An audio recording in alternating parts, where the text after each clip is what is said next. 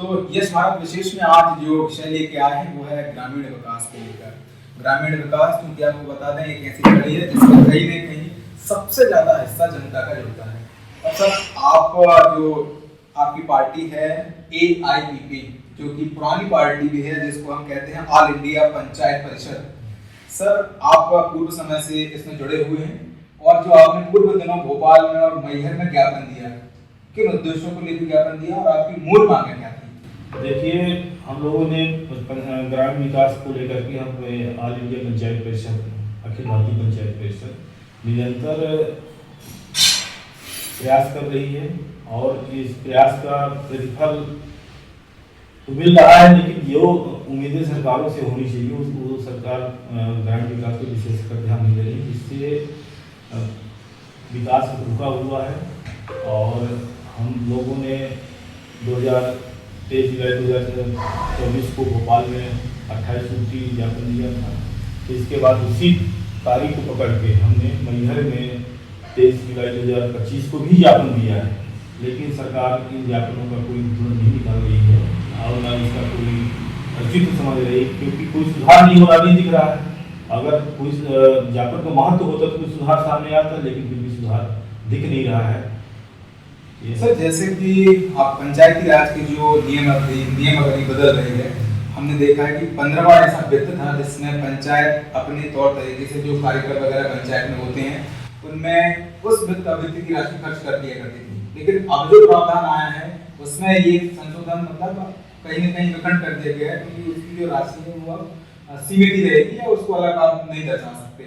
तो सर ये जो पॉइंट बदल रहे हैं, क्योंकि पंचायत की महत्वपूर्ण जिम्मेदारी और पंचायती विकास की महत्वपूर्ण भूमिका में रहता है। यदि पंचायत की प्रस्ताव को पास भी कर दे तो उसको खंडन करने का पावर मेरे हिसाब से किसी के पास नहीं है।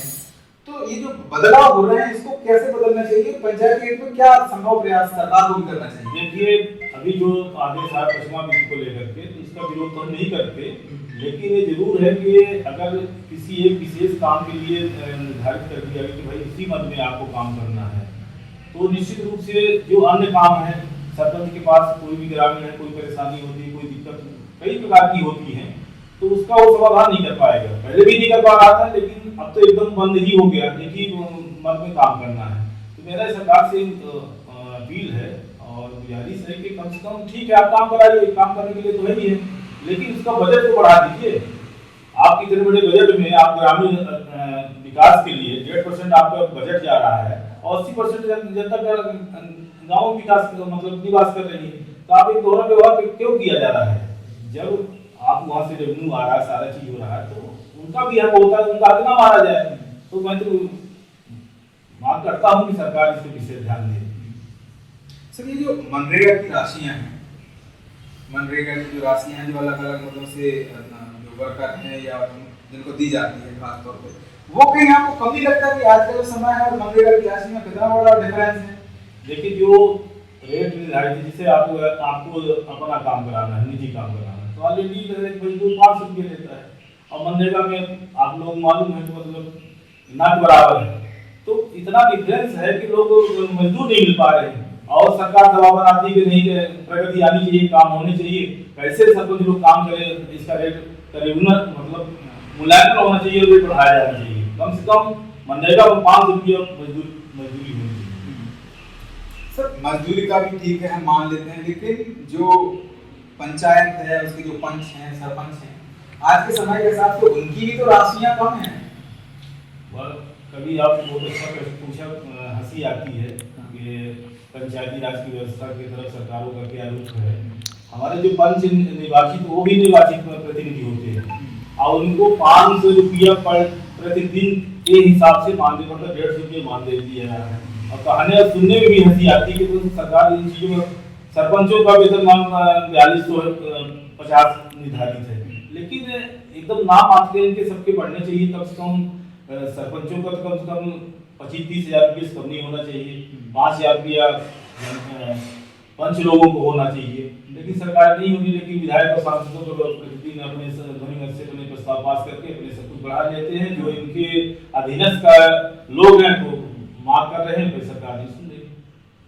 तो ये जो आप बोल रहे हैं, अब जैसे मान के चलिए अभी एक प्रस्ताव पूर्व विधानसभा के सत्र में आया कि भाई जो विधायक हैं उनको पैसा कम पड़ रहा है, जो निधि दी जाती है, और एक तरफ पंचायत राज है जिसमें बहुत कम राशि में पंचायती राज के जो कर्मचारी हैं वो काम कर रहे हैं। तो सांसद विधायकों की बढ़ सकती है, तो पंचायतों की क्यों नहीं? पंचायतें अगर सशक्त होगी तो प्रभावित होगी, इसलिए सब पंचायतों को दबा के रखे हुए हैं, चाहे लोकसभा हो चाहे विधानसभा हो। मात्र 15 वित्त और 25 वित्त के रूप में राशि उपलब्ध होती है तो एक नाम मात्र से है। और ये भी समस्या बहुत खड़ी हुई थी 2011 की जनगणना के अनुसार राशि आ रही है, अब आप देख रहे हैं 2025 है, जनगणना में कितनी संख्या बढ़ गई, कितनी महंगाई हो गई, कैसे काम करे सरपंच? तो विसंगतियां तो सरकार को चाहिए। और यहाँ तक जो निर्माण कार्य CSR जो रेट होता है PWD का आ चुका है, उसमें वर्तमान 2025 का है, लेकिन पंचायत में 2023 का आज लागू है। महंगाई 3 साल में कितना बढ़ा है, आप खुद इस चीज को मार्केट में आप आते हैं, हर चीज को देखते होंगे, तो सीधा डबल हो चुका है। तो बहुत विसंगतियां है, सरकार इसे ध्यान नहीं दे रही है, सरकार को ध्यान देना चाहिए।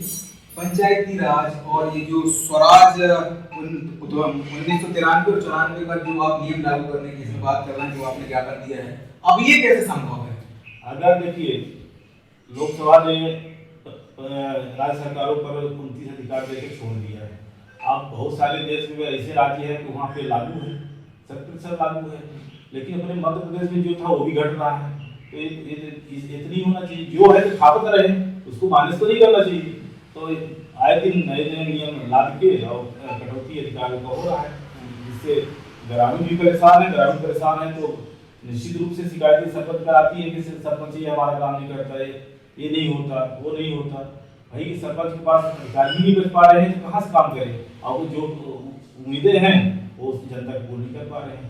और मुख्य सवाल सर ये है कि जब ग्रामीण में हम जाते हैं, गांव में जाते हैं, तो मुख्य बिंदु हमको देखने में मिलता है अतिक्रमण, जो लोग जमीनें कब्जा करके बैठे हैं। जब पंचायत या पंचायत के प्रतिनिधि उस जमीन पे सरकारी योजनाओं का काम करने के लिए पहुंचते हैं तो वो अतिक्रमण युक्त होती है।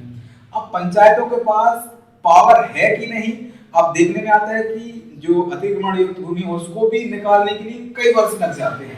सरकारी अमला जाएगा, उस पर कार्रवाई करेगा, अतिक्रमण की कार्रवाई होगी, फिर उसको कब्जे में लिया जाएगा। लेकिन हम जो अतिक्रमण की कार्रवाई देख रहे हैं उसमें बहुत लग जाता है, जिससे पंचायत को काम करने में टाइम लगता है।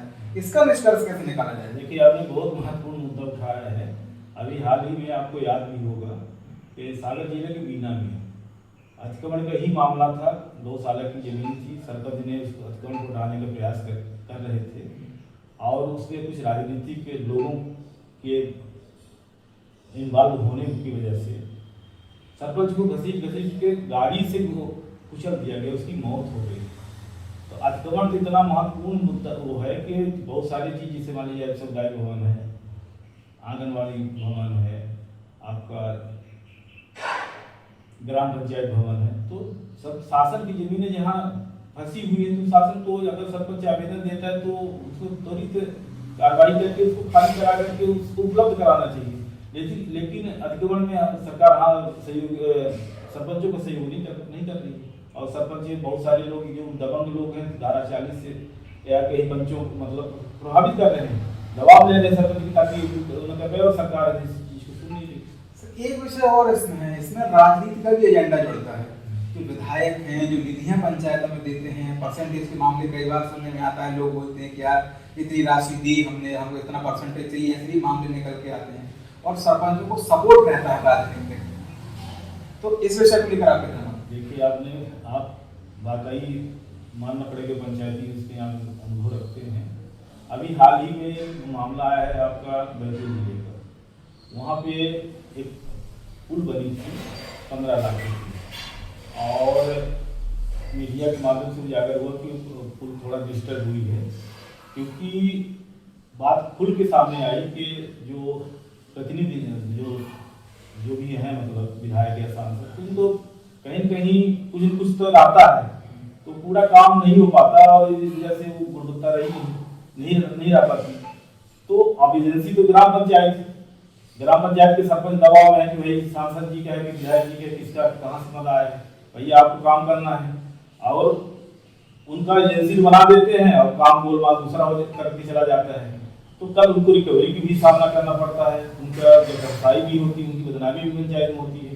तो हमारा निवेदन है कि इस प्रकार से अगर कोई काम है तो सीधा ग्राम पंचायत की एजेंसी में है ही है ऑलरेडी, पूरे काम कर रही है, तो आप ठेकेदार को क्यों देते हो? आप ग्राम पंचायत का ही पैसा दो, आप ग्राम पंचायत विकास करेगी। तो इस प्रकार से नहीं होना चाहिए। ये दुर्भाग्यपूर्ण बात है कि जो इस प्रकार की घटनाएं आ रही हैं कि ठेकेदार लोग पंचायतों को, एजेंसी ग्राम पंचायत है और काम कर रहे हैं, तो इसको रोकना चाहिए सरकार।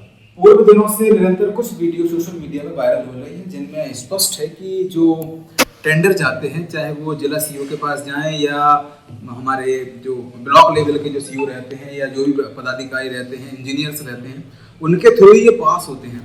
लेकिन विषय ये बनता है कि पूर्व दिनों में वीडियो में ये स्पष्ट सरपंचों ने कहा है, जिसमें ये बताया है कि परसेंटेज का जो बेस है वो ग्रामीण क्षेत्रों में अधिक है, जिससे सरपंचों को काम करने में बहुत परेशानी होती है।